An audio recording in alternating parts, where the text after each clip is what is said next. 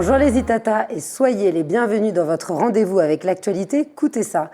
Aujourd'hui, je vous propose d'aborder le domaine de l'industrie et du transport maritime. Ce mercredi, et oui, ce mercredi, c'est-à-dire demain, aura lieu la première édition du Ferry Forum. Et pour nous partager l'organisation et le but de cette manifestation, j'ai l'honneur de recevoir aujourd'hui le directeur général de Marfret, Guillaume Vidil. Bonsoir. Bonsoir. Bienvenue dans Itata. Merci de votre accueil. Eh bien de rien. Dites-nous, quel est le but de cette manifestation? Là, je parlais de transport maritime, je parlais d'industrie. Comment avez-vous réussi à lier ces deux thématiques avec autant de partenaires? Écoutez, on est sur un double objectif. Le premier, c'est la présentation à la communauté portuaire martiniquaise et antillaise de notre navire, de notre nouveau navire, le Ferrymar. Et le deuxième objectif, c'est une innovation dans le sens économique, de rassemblement des utilisateurs de la ligne et de nos clients dans un forum économique qui se tiendra à l'intérieur du navire, qui est effectivement une façon originale de rassembler les acteurs de l'industrie locale. Alors, à l'initiative de cette idée, de cette première édition, je parlais de Marfret. Est-ce qu'en quelques mots, vous pouvez présenter cette entreprise qui, à l'origine, est née dans le bassin méditerranéen et puis a décidé de s'ouvrir à l'international pour aussi se spécialiser dans les dom-toms? Tout à fait. Donc, Marfret, c'est une entreprise familiale fondée en 1951 par mon grand-père, Claude Vidil, et effectivement, qui a connu un essor significatif dans les années 80 avec l'avènement du container et de la ligne régulière, et principalement sur les Antilles et la Guyane. Et donc, ça fait maintenant, depuis 1980 que nous sommes présents aux Antilles, avec des lignes transatlantiques, et depuis l'année 2000, avec une ligne régionale qui s'appelle Ferrymar, qui relie de façon hebdomadaire la Martinique, la Guadeloupe, Saint-Martin et Saint-Barthélemy. Alors, quels étaient les besoins identifiés lorsque, dans les années 2000, vous avez lancé Ferrymar? En fait, il y avait dans l'industrie du conteneur mondialisé est rapidement apparu un besoin de services intrazone, et nous avons progressivement affrété plusieurs navires, et cette ligne-là maintenant connaît un essor uniquement régional, avec des développements d'échanges entre la Martinique et la Guadeloupe qui nous permettent aujourd'hui de prendre cette décision audacieuse d'investir dans un navire neuf. Alors, on va pouvoir lier le mot Ferrymar à navire roulier, c'est-à-dire un transport de véhicules avec une technicité qui permet de pouvoir amener cette cargaison à bord du navire. Qu'est-ce qu'il y a à l'intérieur de ces cargaisons lorsqu'on les voit passer ces bateaux?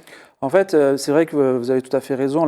La fluidité du système routier permet à ces camions qui embarquent à bord, comme sur un pont maritime, de relier les entrepôts de Guadeloupe et de Martinique, et du coup, il y a absolument tout type de produits, puisqu'il y a des échanges notamment basés autour de l'agroalimentaire, des sodas, de l'eau minérale, des matériaux de construction, de la menuiserie, les thèmes de l'énergie, de l'imprimerie, la chimie, et aussi des déchets et tous les sujets liés à l'environnement. Alors, lors de ce premier forum, ces participants, ces gens qui sont vos clients et qui sont à bord de ce transport vont être présents. Ils sont là aussi pour représenter ce dont on a besoin et ce que les citoyens consomment. Tout à fait. Tout à fait. Donc, on a voulu, c'est vrai que de façon indirecte, Marfret travaille avec les transporteurs routiers, mais les transporteurs routiers travaillent avec ces entreprises industrielles et manufacturières locales. Et donc, on a voulu mettre en relation les deux territoires de la Martinique et de la Guadeloupe pour des échanges intrazones, mais aussi les mettre en face de la grande distribution et pour pouvoir présenter leurs produits aux acheteurs des grands groupes régionaux. Alors, on sent bien que c'est un microcosme, que finalement, dans différents métiers, différentes thématiques, tout est lié pour l'essor économique. Mais quand on parle d'essor économique, là, on est à grande échelle. Quel intérêt ça a pour le citoyen, pour l'individu, d'avoir des lignes interrégionales qui soient efficaces? Tout à fait. Donc, effectivement, la Martinique, la Guadeloupe sont très fortement dépendantes des importations de métropole, qui sont à 8000 km et dont le coût de transport est significatif.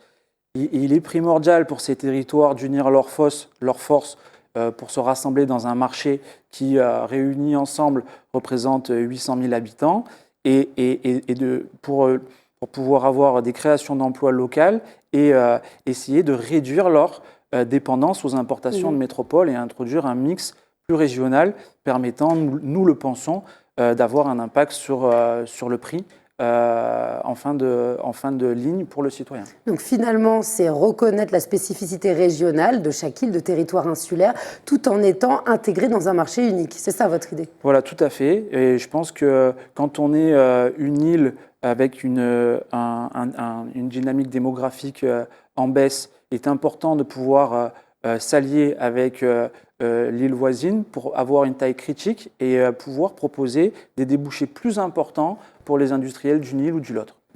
Alors là, on parle de marché local. Ce mot, on l'entend souvent actuellement parce que, eh bien, il y a tous les enjeux de réchauffement climatique. C'est une urgence climatique et le transport maritime a son rôle à jouer. C'est quasiment 3% d'émissions des gaz à effet de serre si on prend les chefs de l'OMI, qui est une organisation de la mer internationale. Quel rôle pouvez-vous jouer, vous? Quels bénéfices pouvez-vous tirer aussi des innovations qui peuvent être portées par votre entreprise?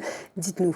Donc la compagnie maritime Marfret est engagée dans la trajectoire de décarbonation depuis l'année 2020 avec la réalisation d'un bilan carbone en 2022. Donc nous sommes une entreprise à fort caractère d'émission et nous avons une trajectoire de décarbonation qui est en cours. Et effectivement, l'itinéraire proposé par le Ferrimar et l'efficience énergétique de ce nouveau navire permettent d'avoir une certaine forme de souveraineté énergétique dans l'approvisionnement et dans les échanges de zones. Alors, quelle technologie il utilise ce Ferrimar pour pouvoir être plus vert? Alors, le Ferrimar dispose de 2 lignes d'arbres et d'un système d'alternateurs attelés réversibles qui permettent une hybridation du mode de propulsion avec les groupes électrogènes et de faire tourner les moteurs à bas régime et d'avoir une véritable consommation optimisée sur les traversées. Et la deuxième partie que nous allons mettre en place prochainement avec le port de Martinique, c'est un système de branchement à quai qui permet d'être à zéro émission pendant l'escale commerciale. Voilà.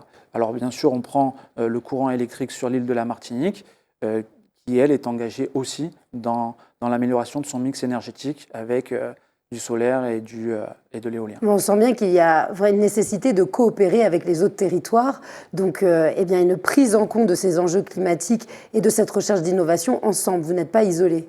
Oui, tout à fait, c'est une nécessité. Alors nous, la compagnie maritime Marfret, on est aussi impliqué dans des syndicats d'armateurs en métropole et la trajectoire de décarbonation est un effort collectif et l'innovation ne viendra qu'à travers la collaboration. C'est bien de le rappeler, pour montrer que ceux qui possèdent ces entreprises eh bien, sont impactés et ont décidé de faire quelque chose. Alors si vous le voulez bien, on va passer à l'organisation de l'événement en tant que tel. Il y aura ce bateau présenté, vous pourrez sensibiliser les professionnels qui seront présents à ces différentes technologies, à vos idées. Et puis il y aura aussi des exposants. Qui sont-ils? Tout à fait. Donc, tout d'abord, nous sommes extrêmement fiers de présenter ce nouvel outil à la communauté portuaire qui nous soutient depuis 20 ans et je veux dire, nous n'avons pas de contrat de transport avec les Antillais, mais une relation mutuelle très forte de confiance sur laquelle on se base pour prendre des décisions audacieuses, comme l'investissement dans un navire de 21 millions de dollars. Donc, c'est vraiment une fierté de les accueillir à bord.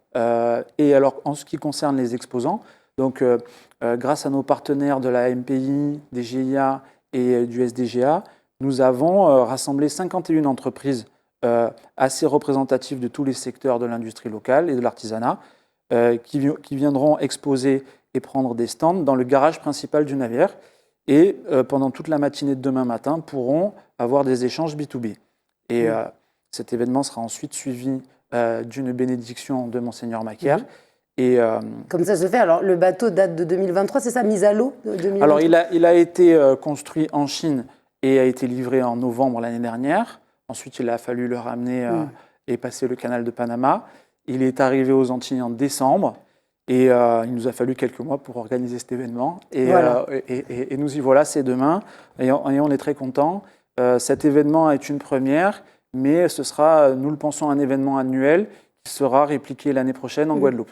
Donc ça veut dire qu'on change de territoire pour montrer que vous êtes partenaire. Et en parlant de partenaires, il y a donc vous et puis d'autres associés qui embarquent, et on peut le voir dans votre communiqué de presse, qui ont mis des mots sur ce marché unique, sur cette dynamique globale d'investissement. Qui sont-ils aussi, ces partenaires? Donc nous avons les AMPI, qui sont les moyennes et petites industries en Martinique et en Guadeloupe, qui sont vraiment un très gros soutien sur cet événement. Les GIA, les groupements d'importateurs antillais, et le SDGA, le syndicat de distribution et grossistes alimentaires. Donc ce sont avec ces entités-là qui vraiment jouent le jeu, notamment le SDGA, de faire venir à l'occasion du Ferry Forum leurs acheteurs pour essayer vraiment d'augmenter le mix dans le sourcing, d'augmenter le mix régional. Et nous avons aussi à bord du navire une quinzaine d'entreprises qui sont venues de Guadeloupe. Et nous sommes vraiment... Voilà, vraiment, ça illustre la volonté de Marfred de jouer la carte du territoire et de son développement. Alors, cet événement est un événement professionnel, vous parliez de B2B, donc forcément ce n'est pas ouvert à tout le public. Néanmoins, je pense aux Itata qui nous regardent aujourd'hui et qui peuvent avoir un intérêt pour le transport maritime. Quel est votre mot par rapport à l'avenir de ça? On en parlait avant cette émission, un navire, lorsqu'on l'achète, lorsqu'on investit dedans, il dure 20, voire 30 ans, d'où l'intérêt d'avoir déjà de l'innovation et puis un design qui soit adapté à ce qu'on imagine du futur. Y a-t-il des métiers, des filières ou même un processus sur lequel vous pourriez encourager ceux qui aimeraient travailler comme vous? Tout à fait. Alors, j'invite les Itata à s'intéresser au métier de la marine marchande, que moi-même j'ai fait. Les écoles sont en métropole, mais ce navire, le Ferrymar, est un navire qu'on a mis pavillon français. Il y a à bord des commandants, des seconds capitaines et des lieutenants, et notamment qui sont martiniquais, guadeloupéens ou saint-martinois. Et moi, c'est un métier que je trouve fantastique, qui m'a permis de voyager. Et donc, vraiment, c'est une filière sur lesquelles je les invite à s'intéresser.